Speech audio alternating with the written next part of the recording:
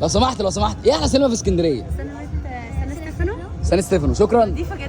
هات ميرسي أوي. قهوتك كده واتفرج على الفيديو ده عشان اقول لك على حاجه مهمه جدا. بص بس، هتقدر النهارده تخش احسن سينما فيك اسكندريه ب 80 جنيه بس، والعرض ده كل يوم اربع، والسينما دي في سان ستيفانو اسمها رينيسانس الدور الاخير. اكيد كلنا عندنا ذكريات في السينما دي. تعالى بقى اقول لك على كام حاجه ما كنتش تعرفها. اول حاجه، السينما دي فيها 10 قاعات، وكل قاعه بتعرض فيلم غير التاني، فكل الافلام اللي انت متخيلها هتلاقيها في السينما دي. وطبعا انتوا عارفين انا بحب الاكل قد ايه، فالمكان ده بيقدم كل الفليفر اللي متخيلها في الفشار. وطبعا انت دلوقتي بتسال نفسك السينما دي بكام، فانت عندك تو اوبشن، واحد ب 110 وواحد ب 130. بس طبعا خلينا متفقين ان كل يوم اربع السينما بكام؟ ب 80 جنيه. وبالمناسبه كده هتكون اول واحد في اسكندريه يتفرج على اي فيلم جديد ولسه نازل. وبالمناسبه كده لو ما دخلتش الفيلم ده فايتك كتير قوي، واللي يعرف اسم الفيلم ده يا ريت يقول لي.